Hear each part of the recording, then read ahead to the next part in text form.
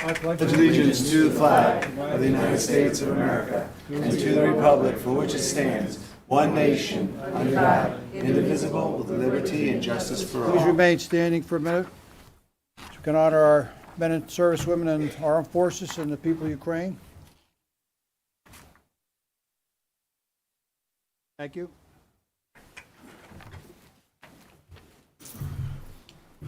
Notice requirement of the Open Public Meetings Act of the State of New Jersey.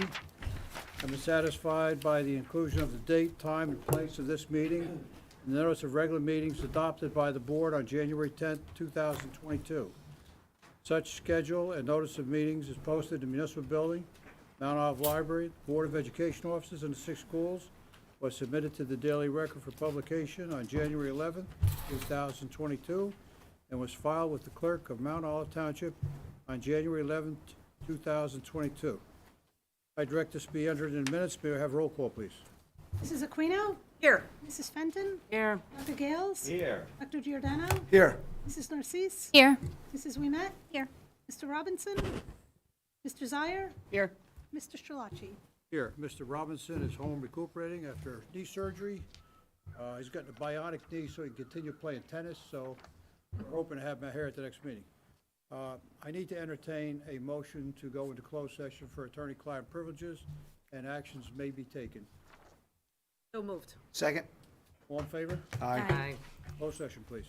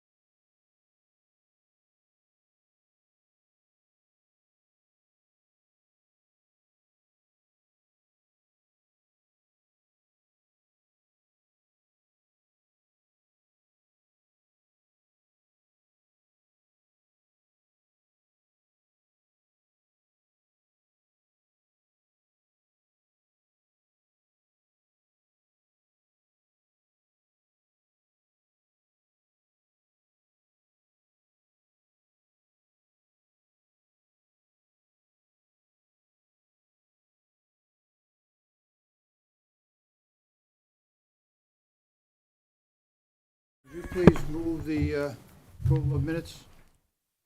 I'd like to make a motion to approve the approval of minutes 2.1 from April 25th, 2022. Second. Any discussion? Roll call, please. Mrs. Fenton, Yes. Dr. Gales, Yes. Dr. Giordano, Yes. Mrs. Narcisse, Yes. Mrs. Wiemet, Abstain, I was not present. Mr. Zire, Yes. Mrs. Aquino, Yes. and Mr. Strelacci. Yes. Does anyone have any on the board comments or petitions? Superintendent? None at this time. Okay, we'll go to reports and discussions. Superintendent, please. Thank you, Mr. President. I put out a blog and let everyone know, good news, that the high school has moved up 33 spots in the latest rankings from U.S. News and World Report.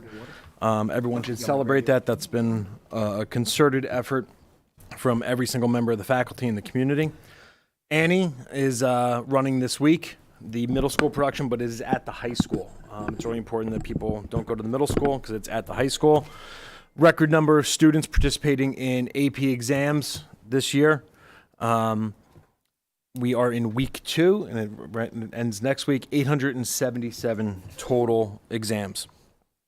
Our jazz band is the highest performing and highest ranked non-curricular jazz band in the state. They overtook several other jazz bands where the kids have it actually as a class. Our kids do it as a volunteer extracurricular activity, and they did a phenomenal job at their recent statewide competitions. The multi-sport field opened up last week. Credit to everyone involved with that, our architect, Mr. Miller, everyone at the high school, to get a capital project of that size done during the school year.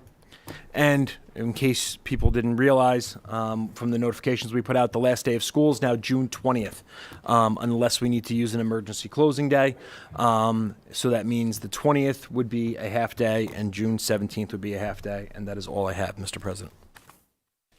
Oh, and I will be administratively removing items 7.4 and 7.5. Anything else? Is that it? Dr. Sawicki, is that it? Is it? Dr. Giordano, let's go, please. Thank you, Mr. Strelacci. It was myself, Dr. Zawicki, Mr. Zittimer, and Ms. Aquino. We discussed the action items. Ms. Aquino brought up her concern, as other board members did as well, of the job description. That is why Dr. Zawicki is administratively removing those. We are going to have them back on the agenda at our next board meeting at the end of May. That's it. Did I get anything right, Ms. Aquino? Anything wrong? Did I miss anything? Questions? Thank you. Dr. Gales, curriculum. Thank you. Get some notes here. The curriculum committee met on May 3rd. In attendance was myself, Mr. Zaire, Mrs. Fenton, Dr. Bangia, and Dr. Zawicki. The meeting began at 5:05. Dr. Zawicki shared, as you just heard, that we climbed 33 spots to number 67, the high school. Dr. Zawicki is happy about the climb and will look at the historical trend for comparison. The DOE will roll back some of the health standards. The district will convene professional learning communities to develop the curriculum based on the new standards. There will be an opt-out option for parents. The Holocaust trip will be rescheduled for either November 2022 or January 2023. The plan to expand students' opportunities for industry value credentials, for example, in TV video production, the Marauder Believe program, and dual enrollment is being undertaken. Dr. Zawicki also indicated that there is a discrepancy on the New Jersey State report card. The state system is not capturing students in AP French and AP Macroeconomics who only take the course and not take the test. The administration will review how schools are implementing universal screeners for course placement to ensure that students are experiencing a rigorous academic program aligned to their readiness. There's also a goal to eliminate all basic levels of instruction in the next 18 months. The administration will review linked Linked Form B data, and the Equity Task Force will be reconvened later this month to review implicit bias and student academic placement. We also reviewed the district field trips, related services for students, and the ESEA Consolidated Grant Carryover Funds. Mrs. Fenton asked about ESL training for teachers, and Dr. Zawicki explained that the district provides training for ESL and non-ESL teachers who provide instruction to ESL students. And I shared with the committee that on April 30th, I participated in the Real World Connections virtual showcase as a judge. There were several Mount Olive middle school and high school students on the various teams, and we even have a sophomore who is on the executive board of Real World Connections. Teams presented on a variety of comp sci platforms, such as web development with JavaScript, app development with React, intro to Python, 3D gaming development using Unreal Engine, intro to e-commerce, intro to user experience, and intro to game programming. And Dr. Zawicki suggested on having a Real World Connection presentation in June.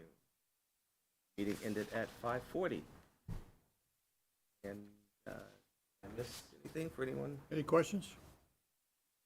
No? Ms. Ouimet, Finance and Operations? Yes, we also met on May 2nd.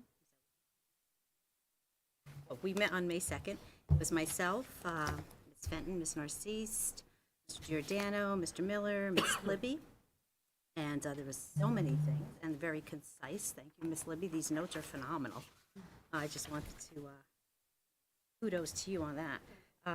Mr. Miller, it started with, I'll try to be as concise myself because there's so much stuff in here. Mr. Miller provided the committee with a facilities update. So we were looking at pavers to moms being updated, also looking at mulch, fire inspections with the township, replacing the Mountain View suppression system in the kitchen, potholes being repaired at the high school, still working in areas around the elementary schools and moms. Met with the district architect, Mr. Gianfrancaro, and the TINS PTA president. It was very nice. Thank you, Mr. Gianfrancaro. He's going to be creating drawings of the outdoor classroom pro bono. The PTA will purchase the equipment, and the work will be done by the internal building and ground staff. It's everybody working together, which is very nice. There's some excavation work at Mountain View for their outdoor classroom. Roof leaks continue to be addressed at Mountain View. Next thing we did was the infectious disease notification system project.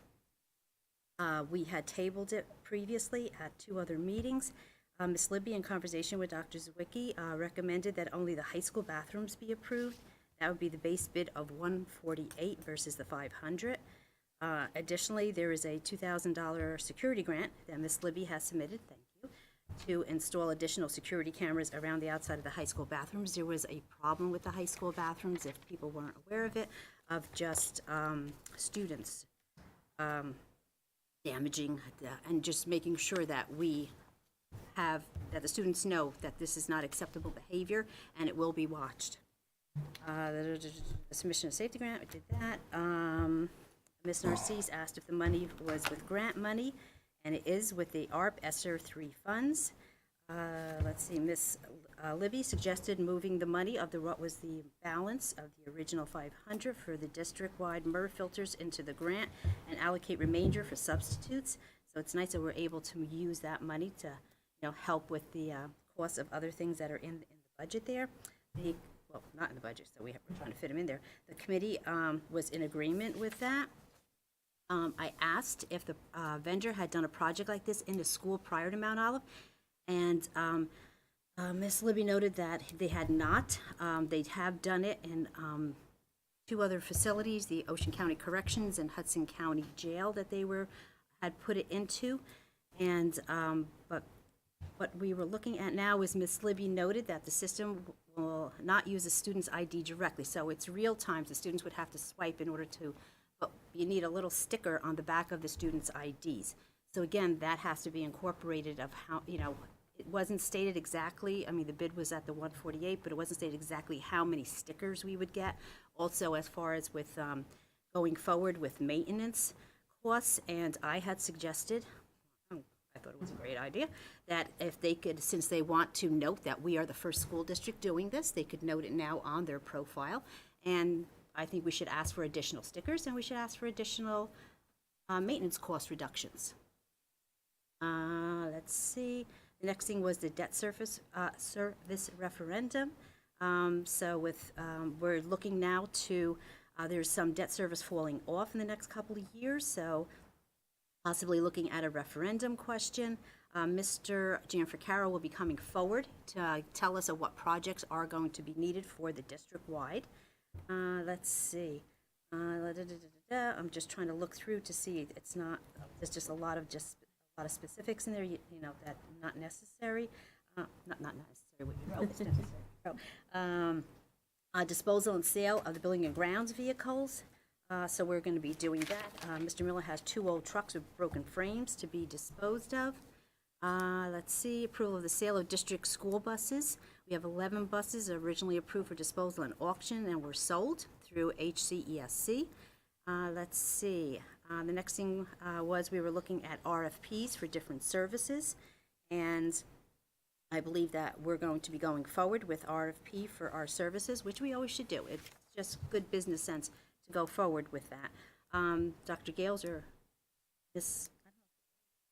Aquino, who said about the extended free lunch to all students, looking at that, it would pretty much cost the district in excess of $50,000 per month to feed all the non-free reduced students, so that is quite a big chunk.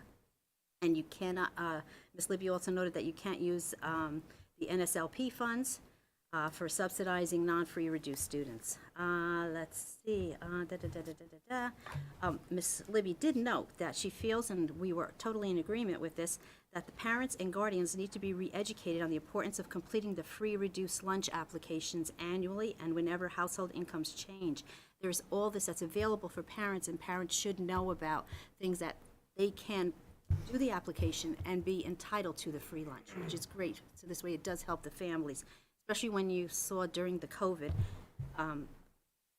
just the parents that were going there for free food.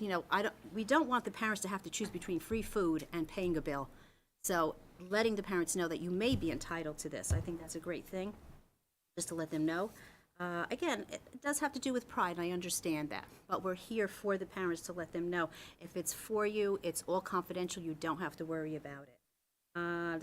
Food service program, we talked about the grab and goes.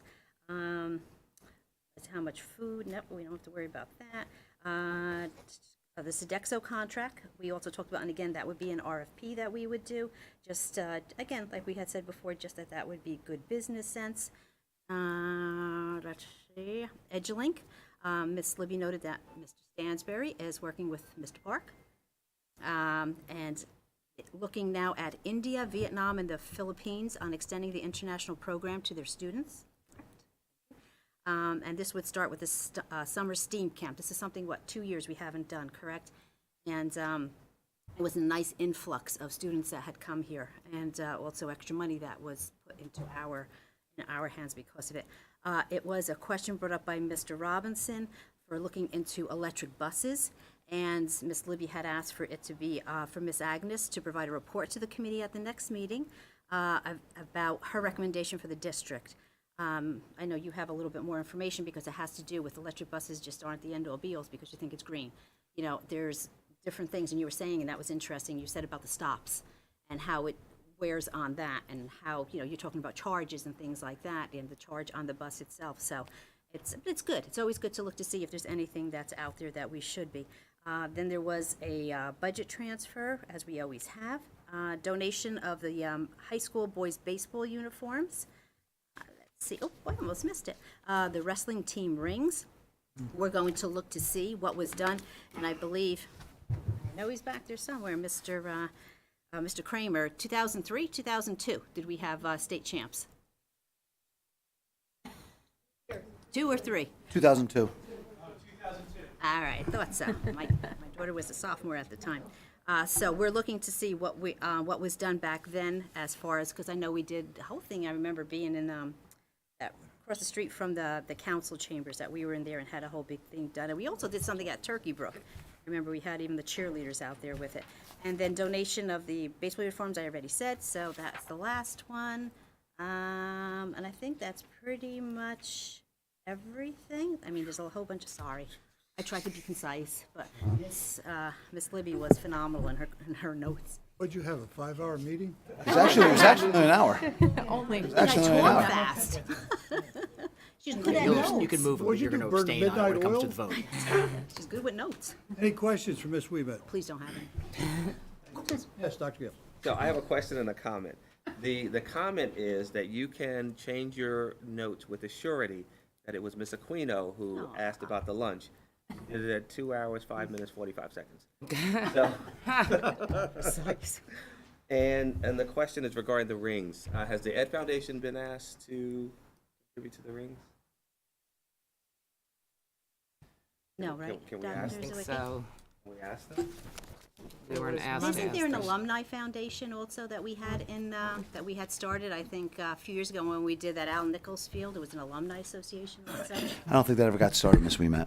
Well, I'm That was just part of, asking. no, I think that was part of the agreement that there was supposed to be alumni foundation started, and I don't think that ever got started. Oh, it's good to ask. I mean, we know who No, the people are. yeah, that no, I work agree with you. there, I so- just don't think it ever got started.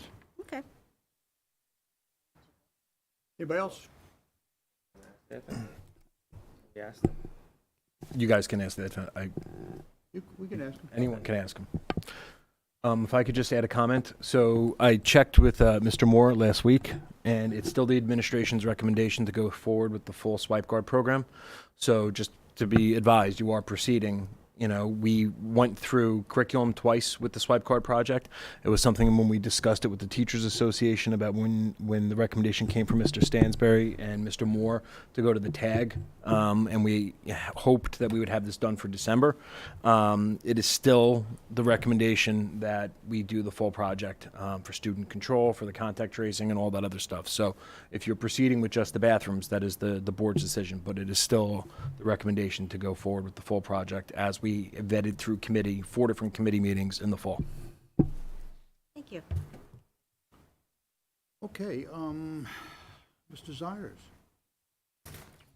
Any policy? Policy met before the previous meeting. We were looking at just to recap, we were looking through to two policies to rework them. One of the things we were looking to address with those policies has been pushed off, so we will probably be pushing off policy for at least another board meeting as well. Board President, I had a very nice call from a parent, nice compliment. She was thinking about moving, and she was so happy where her kids were going to school where they were, that she wanted to know where the boundary lines were, where she might have to go to another school. So I referred her to Dr. Zawicki because I didn't have those boundary lines. The other thing is, we're going to probably have to start talking about expansion of our schools.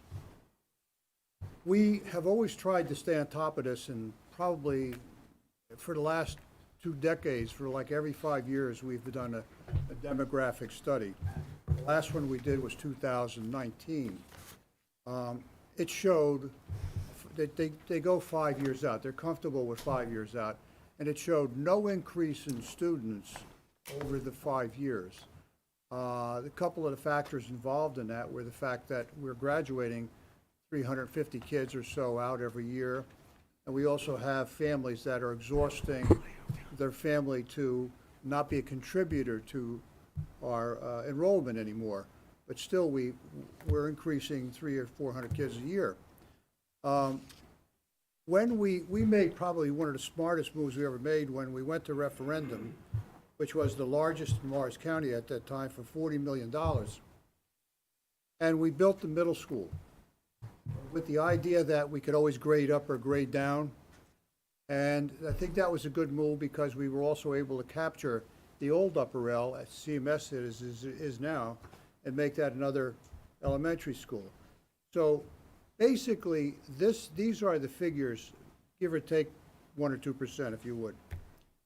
We can house we have the capacity to house 2,200 elementary kids, 1,400 middle school kids, and 1,600 high school kids with the addition we put on the high school. That's 5,200 kids. We currently have roughly 4,700. The problem is that we don't have that capacity anymore because we've built maker spaces, we've built labs, we have more special ed with one-on-one or 2 or 3 kids and a student, so we don't have the capacity of being able to put 25 kids in a classroom. So we're going to have to start thinking about looking at expansion again. The good news is that that $40 million referendum is coming off in 2023. Am I correct, Ms. Jones? Is that 23? So that debt that we were paying can be absorbed if we have to go to a referendum and start building again. Now, if you recall, approximately 5 or 6 years ago, we wanted to do an all-day kindergarten, and we wanted to build about 13 classrooms on the back of Sand Shore. So that's still, we could still look at that. But we have the capacity to do that there. And when we built the addition onto the high school, one of our wings, we left a footprint to put a 3rd floor on. So we could always also build onto that. So we're in pretty good shape. But we have to start a committee and start talking about looking at our expansion so that we can take advantage of this debt service, because otherwise we're going to start paying more taxes on it. So, but that'll cover it. So I'm just throwing that out there because I want you to know we're going to have to start doing that because we're running out of capacity, not space, but capacity to seat students. So that's, I just want you to Mr. President, be aware. Yes. can I make a suggestion on that? When you do that, can we get the town officials involved?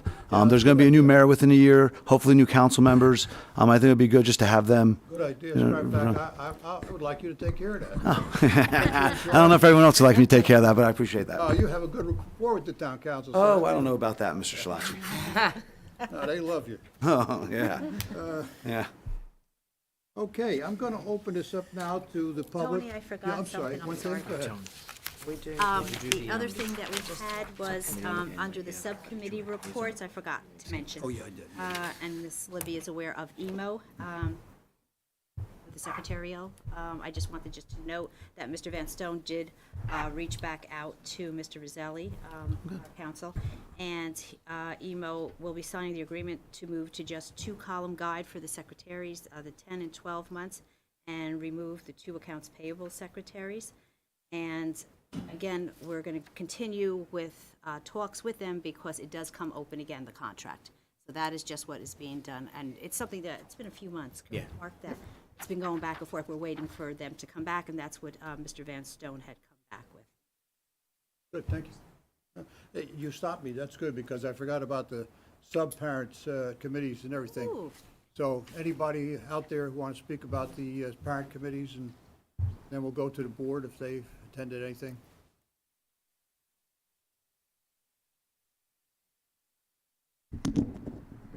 Hi. So I didn't give a report last month, but Dr. Gales gave a great report for CPEG. I'm Jeannie O'Neill, run CPEG.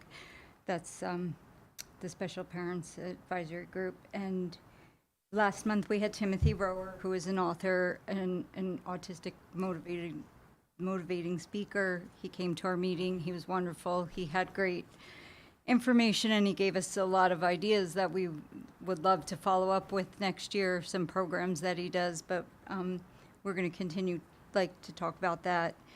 Our next meeting is tomorrow at 6:30, and we will be participating in the Marauders Believe Social. That's on May 19th at the Marauder Dome, and we're really excited about that because we have a bunch of neighboring towns and stuff coming to see it, coming to the, it's like a resource fair social that Mr. Rimsky put together that seems like it's going to be great for the kids, and so we're excited to participate in that.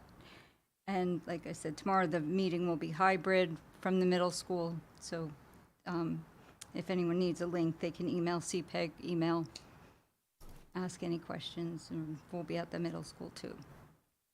By the way, I don't think we've ever thanked you for volunteering and doing what you do, so thank you. Oh, you're welcome. Thanks for having me. It's my pleasure. Any questions for her? Thank you. Thank you. Anyone else from PTAs or PTOs? Any board members attend anything? So I attended half of a meeting. I went to the mom's PTO meeting. Unfortunately, I had to take it from the urgent care. So I only have half of it. I wasn't expecting to be there, and I didn't have time to reach out to anybody. So I'll come a little bit more prepared the next time if I've missed anything.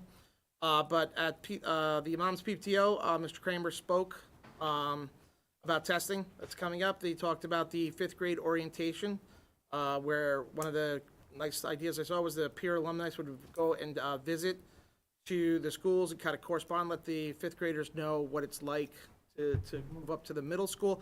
And he would pick an alumnus from Sand Shore or Mountain View to go to speak to their respective schools. The survey was going out to evaluate parent concerns about coming to the school, as it is a big step.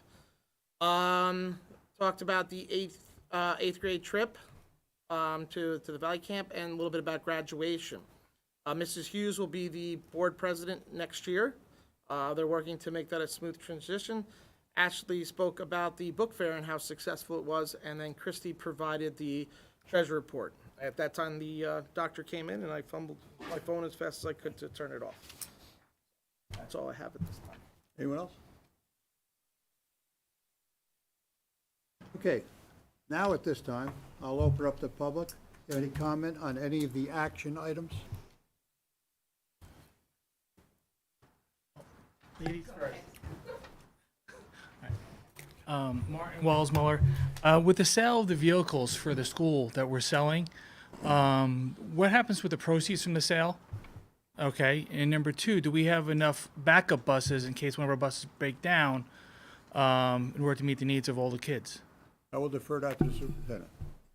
He's referring that to me, so the mic moved. So what happens is there are, a school bus has a useful life of 15 years. So typically around that time, every year we go out and we buy a few more, and a few more get rolled off. So it's a constant updating of buses. As far as the sales go, the revenue is just brought back and put in as a miscellaneous type of revenue. Because they're not, so it's not like it's bought and sold in the same year, if that makes any sense. So like these buses that are just being sold were actually rolled off the end of last year, but it's a process. So first you approve the disposal, the board approves the disposal, then at that point we go out to sale. What we have been doing the past few years is partnering with Hunterdon County ESC, and they go out to bid for the sale of the buses on our behalf. We do pay them a 10% fee. Yeah, I saw And we that. get the, but what we're going to do, try to do moving forward, I have reactivated the district Gov Deal accounts. And so what happens with Gov Deals is we will get the full amount back. We won't have to split it. The way it works, you put it on the buyer. So we've got that arrangement set up, and I have directed Miss Agnes for the next go-around to go to Gov Deals. That's what we're doing with Mr. Miller's 2 trucks. Yeah. And somebody will buy them, so we'll get something. Otherwise, we probably won't get anything. Yeah, I've been on govdeals.com. I've seen a whole bunch of buses there. That's why I was going to ask that question. Yep, we're going to use that going forward. And then obviously, we were talking about going for RFPs. So when you sell stuff, you just go for the highest bid, and is that correct? What happens is like what we're doing with the buses, when we go through HCESC, they come back to us and their recommendation is I think there was 4 actual buyers, and they say based upon the highest bid, if they feel it's feasible, they recommend, and then we usually take what they tell us as a recommendation. Okay, thank you. Hello. Karen Fumero, 133 Flanders Drakestown Road. I have 3 questions.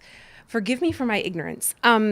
What are the implications or benefits of removing the basic levels of instruction at this point? Because I know coming off of the last 2 years, we're not really at the level that we were at before. And is that negatively going to impact students that are maybe working at a loss or haven't caught back up to where they were?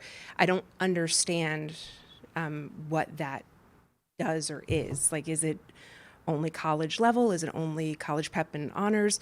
Are we taking away the opportunity for children that may be suffering right now to be successful? I don't understand it. So can you maybe like layman's term that down for me? Want to take them one at a time? Sure. Or like Wanna take whatever that, works. Dr. Zwicky? If you want to do all of them, and then I'll Okay. go ahead all of them. So then the second one is, has there been any talk about possibly looking at the code of conduct at not just the high school, but all of the schools? Because in my head, it seems reasonable to assume that children that are, Karen. go ahead, sorry. Karen, just This has to come later. These aren't action Are items. these action items on the It's, agenda? it has to do with the $148,000 security system. Okay. Is there anything that's been looked at internally, not financially to look at the security system, but has anybody done a comprehensive look at the code of conducts, and are there meaningful consequences? Because it's reasonable to assume that a child that is vandalizing property has probably had other behaviors that would maybe lead up to that, and maybe they're not being adequately remedied. So is there anything that's happening to like look at not just how do we find bad behavior, but how do we stop it? Because this is one piece of it, but is there more to it than this? Because throwing $148,000 towards it is better than $500,000, but what are you doing once you find kids that are misbehaving? This is a small portion of the bigger picture. You don't have to answer me now. And then my third one, you can laugh at me, it's okay. All right, my third one is, years ago when we voted on full-day kindergarten, there was a contingency on building the expansions for the buildings. I think had it been explained then that going to full-day kindergarten without that space has had implications on other areas. Specifically, I think that there may have been consequences on the way that our special ed children were placed and the removal of some of the resource classrooms or some of the available resources to our special ed children specifically that lost physical space because we needed permanent homes for full-day kindergarten. I don't think that that was explained at the time of why there was contingency to that. But moving forward, if we have to do an expansion of schools, please don't make it contingent on anything or explain the consequences of what the contingencies are. Because I think had people known that we were going to need that space, that it might have made a difference in other areas that have impacted through the years without those extra classrooms. Let me take your last two questions. I'll defer the education question. On your last question, if you recall, and I thought it was wrong at the time, when we went out to a referendum for all-day kindergarten and for the expansion, you had to pass both of them. You couldn't pass one or the other, and I thought that was a big mistake at the time. Okay, because we knew somewhere along the way we're going to need some new classrooms, and it's starting to show up now. So we're going to have to get on that and do something. The other thing about what's going on at the high school, we have a full-time officer there, a full-time security officer, a part-time security officer, hall monitors and what have you. We have cameras going to the bathroom, but we can't go in the bathroom. That's why we want to use these tags. But to answer your question about conduct, in 1997, I commissioned a committee to look at zero tolerance, and we started zero tolerance. And in the beginning, it was great, but we were getting a lot of kids coming to the board. It got modified and modified and watered down and watered down. We haven't seen it. We see a kid once a year, maybe 2 kids a year. That should change. I've been discussing this with the superintendent, that we have to go back and revisit the levels of what's going on and start to have more kids come to the board and start more suspensions so that these kids start to wake up because it's gotten out of hand at the high school. So the last question I'll give Dr. Zawicki. Your first question. Okay. So just to quickly piggyback, we do, Mr. Moore, Mr. Kramer, and Mr. Stansberry can attest, as can Mr. Fellini and Ms. Pasqualone. We do a good number of zero tolerance hearings. What happens often, and what has been the recent trend, is that when students are threatened with expulsion, they then withdraw from the district. So I think we've had 5 students this year where we did the zero tolerance hearing with me, and then rather than come before the board because I was recommending expulsion or more severe things, they decided to leave the district. So we are holding kids accountable. Every year, the high school administration and the middle school administration look over the code of conduct. We do believe in restorative justice, and that when kids do make a mistake, that there is a way to earn the way back. But at the same time, we are sensible with all that. When it comes to the basic level or the general level, what happens is, and we just administratively looked at this, it becomes a place where when you don't use proper universal screening measures to identify kids, it becomes filled with students who happen to have IEPs and 504s. Regardless of their academic performance level. So even just this year, we have a whole spreadsheet of students, although they have IEPs and 504s, they have 1,300 Lexile levels, 1,200 Lexile levels. The New York Times has written at an 1,100 Lexile level. So one of the things that we've talked about is moving to where we have more of an ICS CP sections for those students. This is something that the Equity Task Force has talking about for a couple of years. It's something that we have spoken about with CPAG a couple of times. The idea being that when students are put in that general level and then they're there for multiple years, it's very hard for them to apply to colleges and things like that. And also we want to eliminate any areas of segregation and have better inclusion. And that's what the CPICS classes do. So it's something that we've been, trending towards for the past couple of years. Can I just ask another quick question to connect to that? What is the criteria that's used for placing them then in those classrooms? Because if they have a 1,300 reading level or Lexile level, then, our kids take a gazillion tests. Somebody should have known that ahead of time. Why are they being put in the basic skills classes if we're supposed to have all of this information on the kids? We've got amazing teachers that sit with them in and out of the classroom. If it's not the appropriate placement, then how do we? Sure. There have to be children that are Sure. that are meant for the basic skills, and if you take that away, you're. So we're not taking anything away. We're being more inclusive. So they're still getting the same levels of support rather than be relegated to a segregated environment. IDEA says is that the kids are supposed to be in the least restrictive environment, not a segregated environment. And so a course that basically designates them where they're not ever able to apply to college is not in the spirit of equity nor inclusion. To your point of why, as the superintendent, I spot check things, and we established these things in 2019 when the board adopted the RTI manual, how we use universal screening, particularly multiple measures of Lexile level, Linkit, various different performance measures to determine where a student gets placed rather than a subjective teacher recommendation, or you have an IEP or 504, you're automatically in the lowest level. Coincidentally, when you look at the spreadsheet as well, it's not just students with IEPs and 504s, it's students from underrepresented groups and minority students. And it's actually going to be the subject of, we talked about this at the curriculum committee, it's going to be the subject of our next equity task force. Looking at, let's have the really hard conversation. Are we doing what we always did just because we always did it that way? And if we're really going to talk about equity and inclusion, then we need to have the conversation that when a student happens to have an IEP but has a 1,300 Lexile level, why are we just putting them in a basics class or general class? Okay, that's fair enough. I can take it. Thank you very, very much. Thank you, Karen. Thank you, Ken. Brianne Jarvis, 54 Deer Path Drive. I'm curious what action items she's talking about in terms of removing the general level class, because I didn't even know that was on the agenda tonight. It's not. It's not on the agenda tonight? No, ma'am. Correct. So when is that happening? Where did that come from? So I don't even know where it came up. It was discussed in the curriculum committee.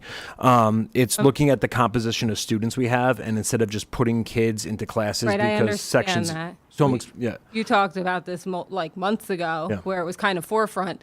Now we're putting all these other job descriptions, and then I feel like this kind of snuck in. I never even So it's not an action item. It's looking at the composition of students we have and then creating sections based upon the students rather than having classes that then we put kids into a bucket.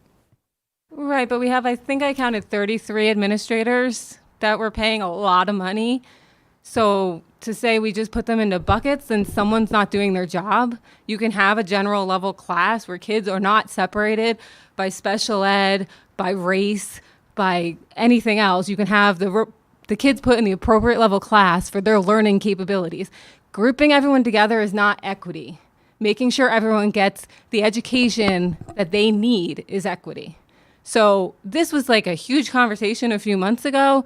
I'm kind of caught off guard that this is even something that's being discussed again, and that this is where it's lack of, you talk about transparency, this is lack of communication to the public. So these are all IEP-based decisions, right? So what I'm saying to you, actually, I think we agree with one another, maybe for the first time ever. What I'm saying is we're not just putting kids in buckets. We're looking at individual students and looking at their objective performance data and then making placement decisions rather than you're just in a single, because you have an IEP, you're in a single track for forever. That's not what you're saying. You're saying That is kids what are I'm getting saying. put in those classes, and we need to put them all, get rid of general level classes, which last time actually we spoke about this, you said we're not getting rid of general level classes. They'll just be as necessary, is what you told me. And that's exactly what we're talking about, that they are as necessary if we need them. Then we should not talk about taking them off the table. You should use it that It's way. as We're going to needed. appropriately put the kids in the class they need to be Sure, in, so this was including general level classes. Yeah, so first of all, this is not, yes, correct. And so this is not an action item. This was about a conversation about, but what was happening previously is that we were just filling buckets based upon IEPs and 504s instead of looking at the individual universal screening Not data. doing your jobs. I can't speak to that.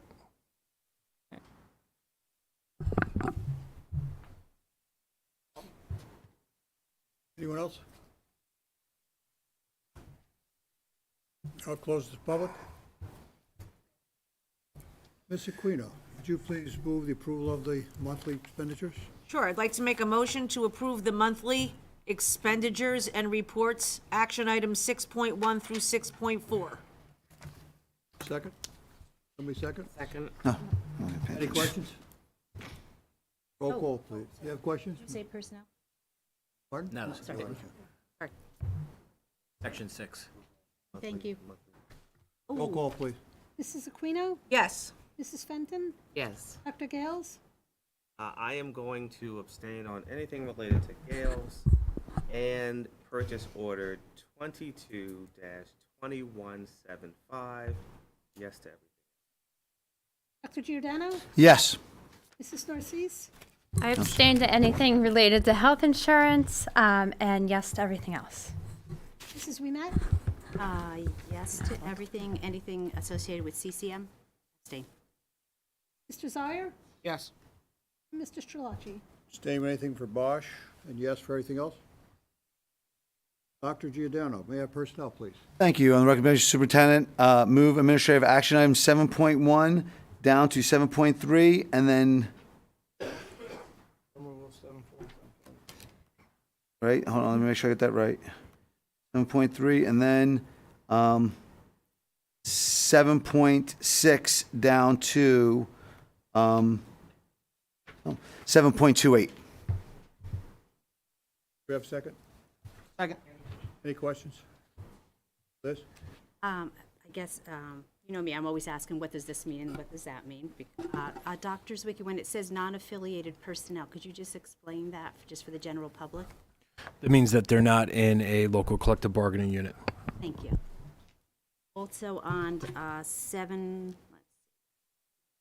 728, so we're rescinding the resignation. So the person resigned, we put someone else in the position. No, the person, we didn't replace that person, and they kind of kept doing the job, hoping we were going to get a replacement, and it didn't happen. But we never put anyone in for the extra pay for extra service. We were not able to find someone, is my understanding.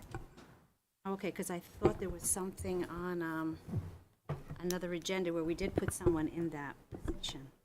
You're saying that person? I believe we did not. I'll check with Kay, though. Can you please? Yeah, I'd appreciate that. Thank you. Anything else, Liz? No, I'm sorry. Dr. Gales? So are we voting on this? Voting on 28? 728. Yeah, I think so.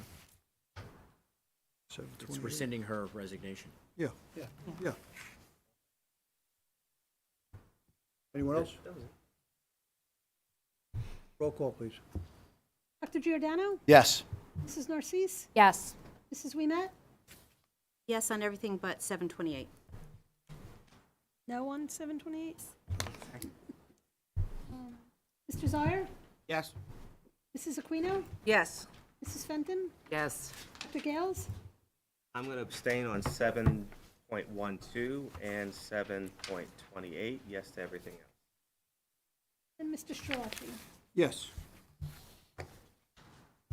Dr. Gales, quickly. I'd like to make a motion to move curriculum and technology action items 8.1 to 8.5. Second? Any questions?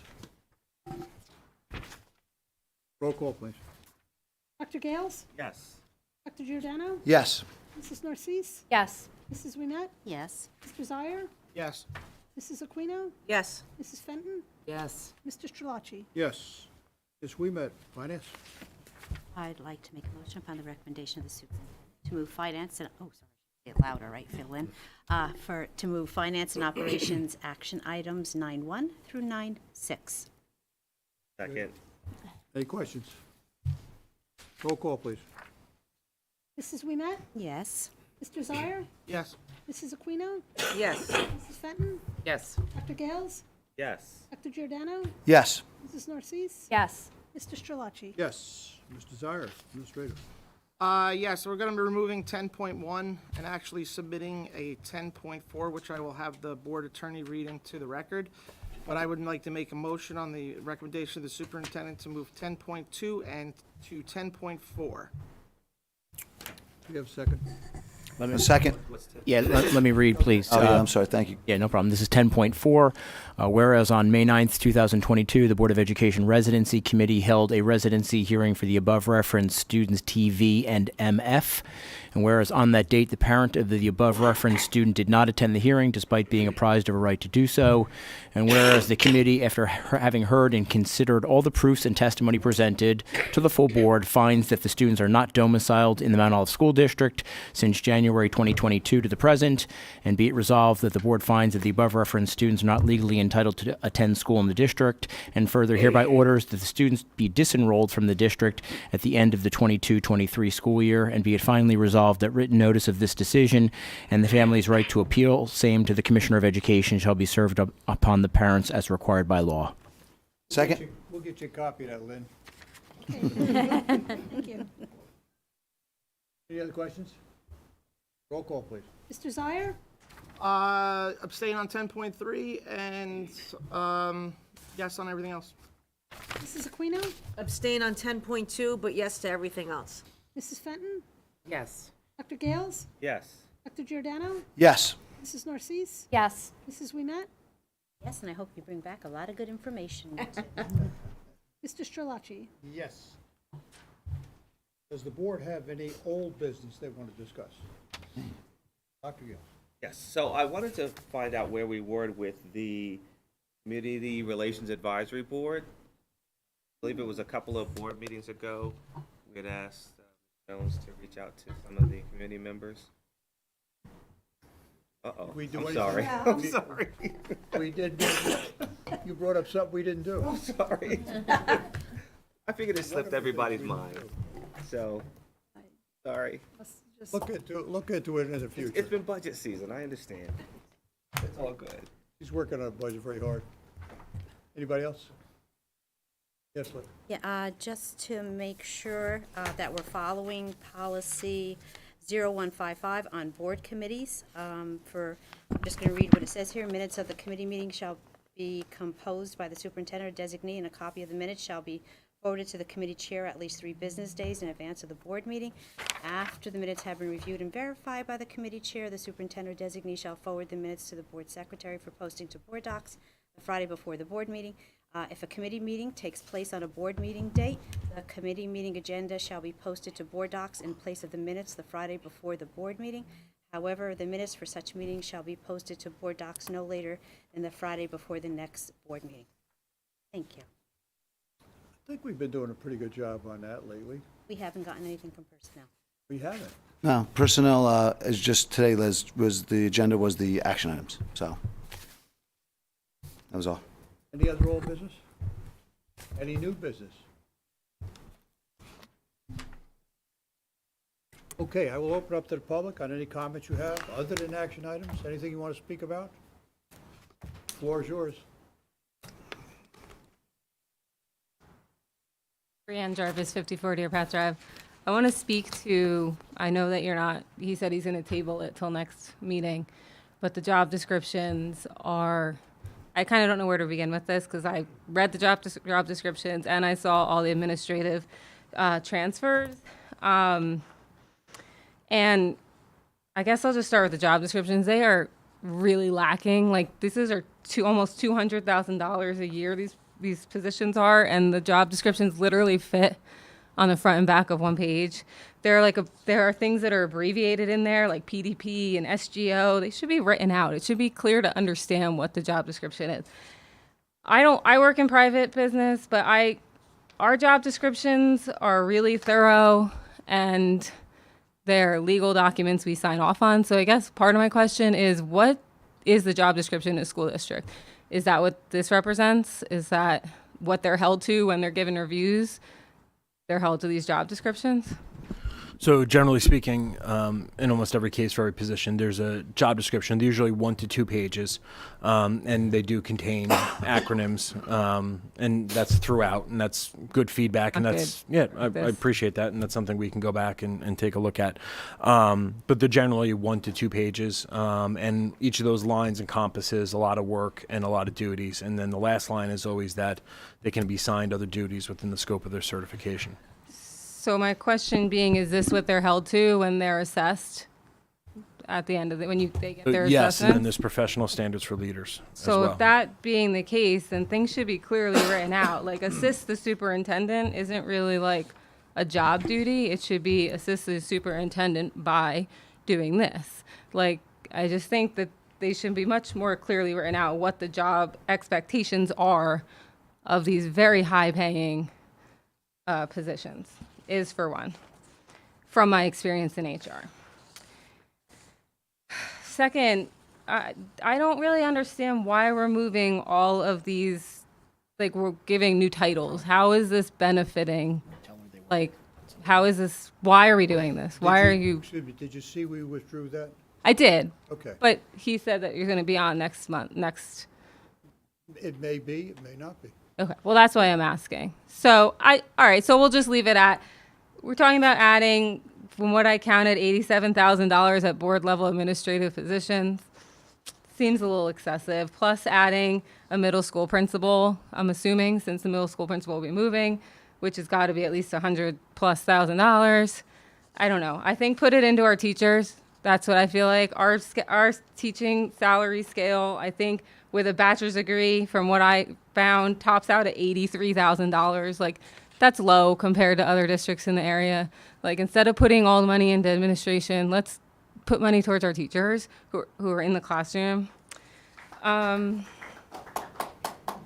on a completely different subject, I saw that something about the track and field. There was something that was passed. I have it here somewhere. At the January 31st meeting, athletic complex track and field events, $143,600. That's all it said it was. What is that exactly?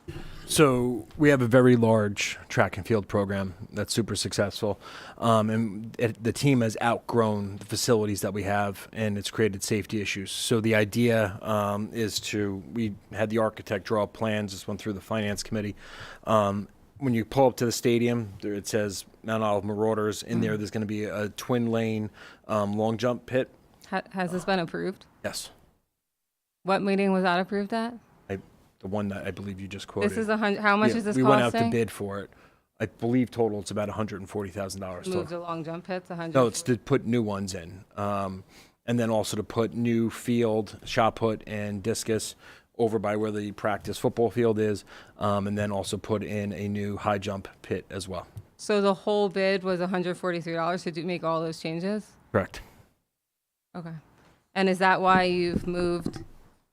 There's like a new concession stand or something? Is that was at the high school? that was years ago, Ms. Jarvis, when we did that was So years right ago. now, there's something. There's a shed. So that's the one that was over by the dome, and they've just Okay. moved it over for baseball and some of the And does- events we have going on. And does that cost include, because that's currently a drainage ditch back there, does that cost include, like, where's the water going? What are you doing to rectify the drainage? The architect it's a deck, a steel deck that goes above the drainage.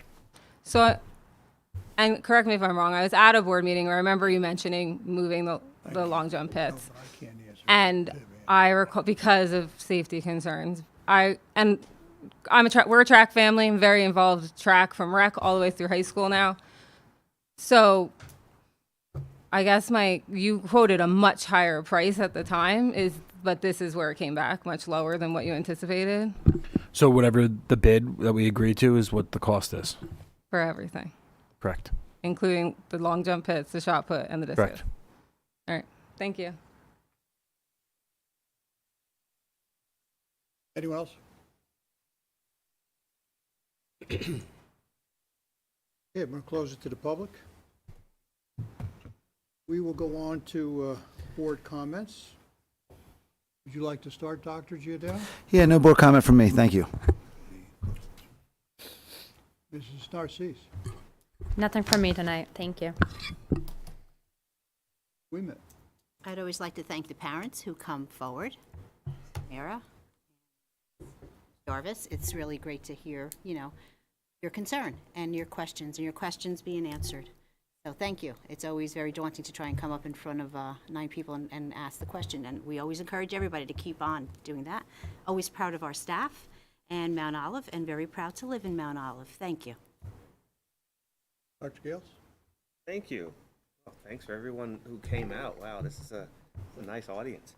I just want to share with the board that on Wednesday, the 27th, I attended the 3rd annual ROTC award ceremony, which was very nice. And a lot of nice awards that were given out. And we had some military dignitaries in the house, and the kids did a great job, and the families really appreciated it. ROTC has really blossomed in this district.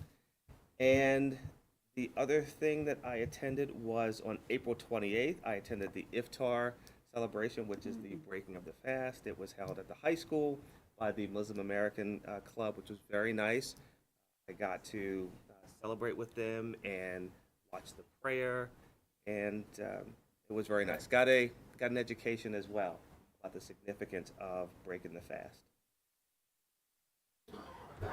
Sven?